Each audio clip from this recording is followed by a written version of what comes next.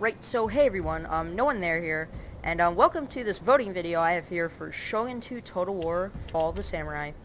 And today they just released all the clan faction packs, so I have all the factions that are enabled into the game, and I'm gonna do 2 campaigns for Fall of the Samurai, and maybe I'll bounce back into vanilla or something. But yeah, so just to start this off, I'm going to do one as the Shogunate and one as the Imperial.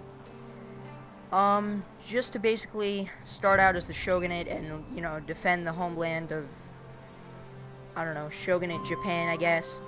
And then I'm going to play as the Imperials and fight to push east into the Shogunate Clans and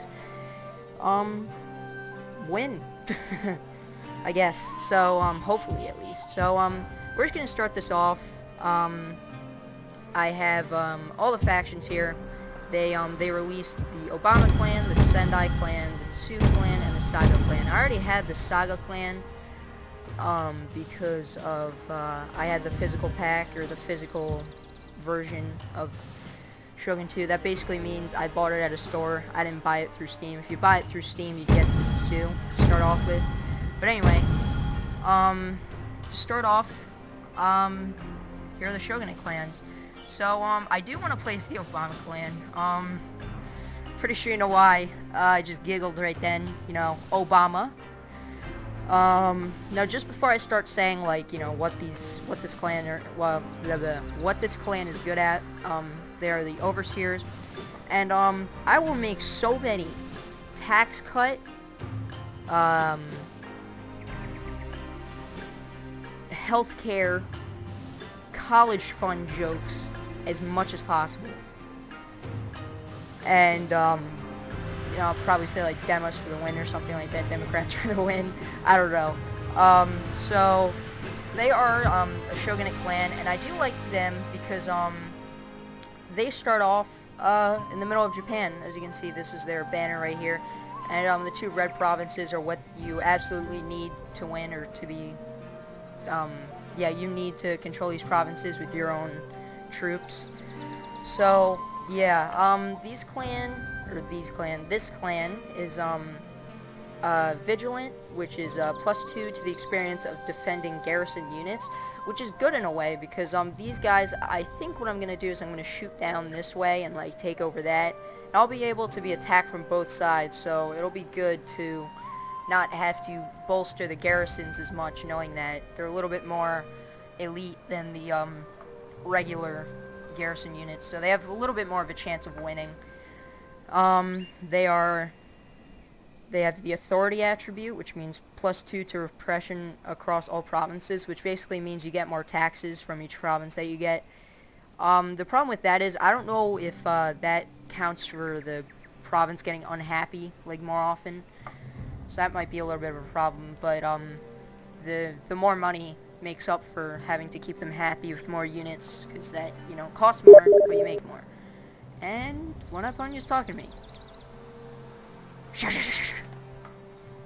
I'm recording. Alright, so I probably should have gone offline. I failed so hard right then. Anyway, so yeah, that's the Obama clan. Logistics, they have -10 to the upkeep cost of all land units, which will be good, because the more money you can save is the better. Overseeing +5 to increased +5% increase to tax income, which is also very good for, you know, the amount of units that I have to get. So the next clan is the Sendai, which is also another faction pack clan. You can't get that with a regular copy of Shogun. You have to either get a DLC from you know, faction pack, which you can get off of Steam, or you have to play Total War battles on the iPhone or any Apple product. And if you beat that, which takes forever, you get a DLC code. But it's actually better just to buy it off of Steam, because it only costs $5, and I think Shogun Total War battles cost like $8 or something. So yeah, this is the Sendai. They start up north, not like the Obama clan who starts down here. They start up here, around a lot of Shogunate clans, but some Imperial clans. They are bordered by a lot of Imperial clans in the start, but there's overall more Shogunate clans up here in that part of Japan. So yeah, they are a very good faction. Well, every faction is good in some way. So they have some cool attributes here. They were actually descendants of the Date clan, who are a vanilla clan in Shogun 2. And they have tolerance, which is +3 reduction to unhappiness from differences in allegiance. So if you took over, like, this will be good if I was able to get down here, if I was able to play as them. Them and the Obama clan are the two factions that I'm interested in playing in.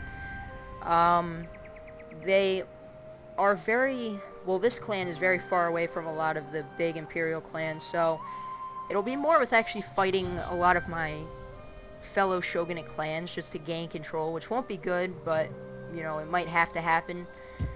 This is because there's not a lot up here besides Shogunate, as I said, and after you take this, though, like this point and maybe the provinces up there, you are able to get a lot of naval invasions and just shoot down here and take whatever is out here that you can take. And yeah, they are also good at siegecraft, which is a 2-turn reduction to surrender time when besieging castles. So if you have like a very small chance of winning, you can actually besiege. It'll take less time for you to win the castle without actually spilling any blood, which is good, or losing any men. The next one is tact, which is +10 to diplomatic relations, which I'm gonna need at some point if I did play as them, because a lot of my Shogunate clans might not like me. And then I have respect, which is +1 reduction to resistance to occupation across all provinces, which is basically your provinces will be happier, is basically what it is. Next is the Jozai, which I'm not going to play as this clan. I would like to, but I'm already playing as them with When I Bone You right here. So yeah, I'm just gonna take them off the list for now. I don't know, possibly later, but I do like these guys because they do have the Yogeketai units, and they do also have this cool ability because they're the hidden warriors. They're able to actually replenish their troops in enemy territories, as long as it's not winter, obviously, for attrition. So yeah, as you can see that right there. That's also very useful, and that's a loud sound outside. I hope you guys can't hear that over the sound of this. So the next clan is the Aizu, which I'm not interested in them or the Nagaoka. The reason being is they're not really one of the, like, the reason why I'm not interested in them, like me myself, is because I've never actually played as the Sendai. I played as the Obama clan for like 15 seconds. Yeah, these guys have a very odd starting point. Like, they are surrounded by a lot of clans, some of them which are Imperial. You usually end up being attacked by the Sendai. They are good in some ways, which they have a lot of defense capabilities, which is good because, you know, they're going to be attacked a lot, so it's going to be a lot of me sitting in my castles, which is not good. This is why I don't like this clan, is because it's going to be tougher for me to be able to prevail because of all the attacks that I possibly might get. And discipline, which is good for Shishigumi actions. Shishigumi are well, if you've ever played vanilla Shogun 2, they have these things called monks, and what they do is they can revolt provinces and stuff like that. So the provinces turn to rebel and not to your enemies, which is good because the rebels can't move their armies once they've taken over the province. So they just sit in there, and you can sit in their province for as long as you want and nothing will happen. So that's good. Good thing that they have. They do also have Bushido, which they are good for traditional units like the Katana Kachi and the Yarikachi and stuff like that, which are mostly melee units. And then Tradition, which are +1 to the experience of traditional units. Again, more with the traditional. They're very A lot of the Shogunate clans aren't traditional anyway, like they are in favor of the Shogunate, but a lot of the armies are either peasants or line infantry and some melee troops, but some of them are just full-on melee troops, which are good in some ways, but terrible in some other ones. So, yeah. And here are the Nagaoka clan, which these guys are like the most industrialized, I'd have to say, Shogunate clan, because they start out with a lot of enterprise.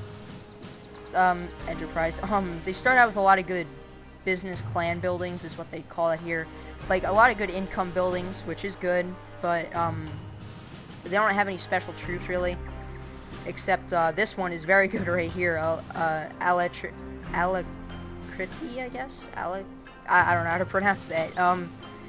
15% to the reloading skill of rifle units, which is awesome, and also foreign trade to 15% to the recruitment of modern units, which the people don't really seem to like, and a lot of the Shogunate clans don't like the Nagaoka because they can industrialize really quickly, and some geisha actions here as well. So they are a good clan, surrounded by a lot of enemies like the Aizu, so they are similar clans. Excuse me. Yeah, they are on the voting list. All these 4 clans except the Jozai, since I'm playing them already. Next, I have the Imperial Clans, which I think I'm gonna do the Shogunate Clans first, as I think I said. So and then an Imperial Campaign. So first we have the Satsuma, which I do like this clan. I really do. They start out in a very cool point at the very bottom of this island called Choshu here, and they don't really have a lot of people behind them, obviously, besides that one little island there. So they can just kind of base their attacks going up, and, you know, up that way, and so on. They're good. These are the more industrialized clans. They don't really have a lot of melee, like traditional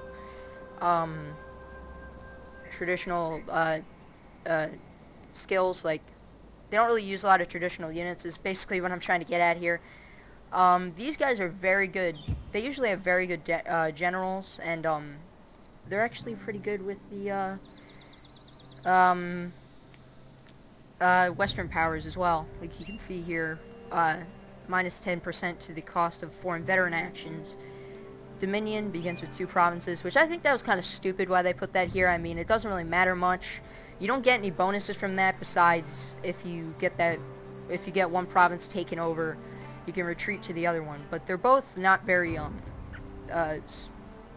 valuable as they start out, so not worth a lot there. But let's go to the next clan, which is the Tosa, which start out basically very similar to the Satsuma. They start out on their own island, and they can take over their island and base their attacks from there and do naval invasions and so on. These guys have this very good skill called Tax, which is plus 10 to diplomatic relations. That's very good for if I have to fight my own Imperial clans or fight some small ones, because we're gonna need it when the bigger clans get mad at me. I think the Sendai have that too. Yes, they do. Tact. So that's good. The next thing that these guys have is Barrage, which plus 2 to naval bombardment range. These guys are good for lots of different kinds of naval invasions. Like before you actually invade a place, you can bombard the province, destroy its gates, and then charge in with your army. Good strategies there, I think, that the Tosa have, since they have this bonus. They have this other attribute called respect. Plus 1 reduction to resistance to occupation across all provinces. Basically, that makes the province happier after you take it over. The next thing is Seafaring, which is plus 2 to experience for all ship crews, which is, these guys are basically more like the naval clan. So yeah, these guys are on the list, you know, Satsuma and the Tosa. The next clan here is the Choshu, which these guys are a very good clan. They have one of the best line infantry units in this game. They are called the Kihatai. They're awesome units. They have like plus 10, or not plus 10, they have 10 melee, and they're very good against line infantry. They can fight off a lot of oncoming traditional units, which we might actually end up fighting later if we spread out this way. A good thing that I do like about this clan is, well, it's actually good and a bad, because if if an ally, or no, not an ally, sorry, an enemy takes over, they could backstab you and shoot in this way. But if an ally takes over, they can take over the rest of the island, so you don't really need to be scared of having any invasions showing up. And that would explain why these guys are called the Emperor's Fury, because of their military advancements, I guess. So I'm not really going to go through all of these things because it takes up time. But one thing that I will say is marauding, which is plus 25 to income from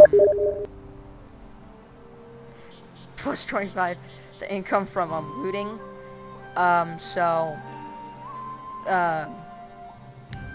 I will unfortunately not be using this. This is why this will be almost useless, because I don't like to loot. It makes provinces poor, and when you make them poor, they're not really that. It costs more money when you have to repair them, and they're not worth a lot the first turn, and it makes the people unhappy for the first turn because of devastation of their province being destroyed. Adaptability, minus 10% to the cost of all modern military buildings and units, which is good.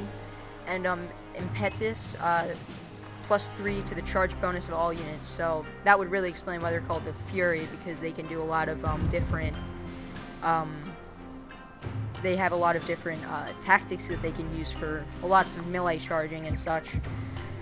So the next clan, which I'm very interested in, is the 2. I've never actually played as this clan on the map, so this will be a blind playthrough, I guess. These guys are sort of like the Obama clan, because they start out in basically the same place. Like, they're surrounded by both mostly the Shogunate and the Imperial, so if something were to go wrong here, we would have a really big problem, and we would be attacked from this side and possibly this side, which I have seen happen before, which is really bad. So yeah, these guys are a very good clan. I do like them because they start out with this province called Iga, which is the Hattori province, or what it used to be. They have like, that's like the ninja's home, I guess. The best ninja place, pretty much. They have persuasion, which is plus 2% to allegiance conversion, which is good for converting the Shogunate clans. Fortitude, plus 1 to melee defense, which is good when all these traditional units try to charge you. You have a better chance of surviving them and pushing them off. Furtiveness, plus 3 to the number of Kisho ninja units available, which is good because I do like Kisho ninja. They are very good, but they are small in number, which is could be a downfall. I think you can have 7 as the 2 clan instead of 4. Maybe it's 8. I don't remember. But in any case, it's a good number. And also here, they have minus 10% to the cost of shinobi actions. That's good because I feel like I'm going to be attacked by a lot of sides, so it'll be good to sabotage their buildings and their armies and slow them down. So that's good, so I can react. So yeah, that's the Sioux clan. These guys are also on the list. I'm interested in them. And the last clan, and the clan that I'm mostly interested in, is the Saga Clan. I have already played as these guys. I already had this clan before, but I wanted to have these factions out as well. So these guys are the most industrial, westernized clan in the game, at least at the start. They start out also as the same as the Matsuma, or not the Matsuma, sorry, the Satsuma. They start out on Kyushu, this island here. They have a lot of cool things that they start out with, like Rengaku, which they start out with already being able to trade with the French, British, and Americans. So they already have traded with them, and you already start out with the trading port, which is awesome. But you can't get the trading ports for the British, Americans, or French until you get the foreign affairs technology. And then this other thing right here called Gunnery is they do have the best artillery in the game because, you know, you can see +5 to the accuracy. They do start out with a parrot gun unit, which is awesome. The other thing is industry, which they are also very alike to the Nagaoka clan. They have a lot of good income boosters, also like the Obama clan as well. You know, it's kind of funny that they made the Obama clan a lot of income boosters because, you know, Obama tries to do that. But anyway, engineering is another technology that they have. Minus 15% to the reduction of reduction to the recruitment and I'm talking too fast. Upkeep costs of ships, which is good because these guys are very naval. They do have a lot of ships around their province of I think it's called Nagasaki. It's probably the Imperial city, I have to say, to start off with, because the two cities are Shogunate over here. It's probably one of the biggest and one of the hardest to take down because it's so wealthy, and it's a very big city. But it's good that we have these naval advantages here because we are at war with a lot of these little island nations, which are prone to have decent navies. So yeah, that's all the factions, guys. So I hope you guys will choose soon. I'm gonna start this probably in about a week. Comment, rate, like, whatever you want to do. I'm interested in these 4 clans: the Saga, the Tsu, the Sendai, and the Obama clan the most. Oops, had a little bit of a pause there. The Choshu as well, like, you can pick from any of these Imperial factions. The Shogunate, you can't pick as the Jozai, all the other ones. So yeah, I will be playing it on hard for the first one, and then I'll go to probably very hard, and then I might go to a legendary campaign if I ever got into any real experience, which I don't have in this game because I'm a tard. So, yeah, guys, so that's the voting video. Hope you guys vote soon, and it's been Hinchcliffe here, the Shogun voting video. No one there here, or Hinchcliffe shining off, and I'll see you guys at the beginning of the Shogun 2 video.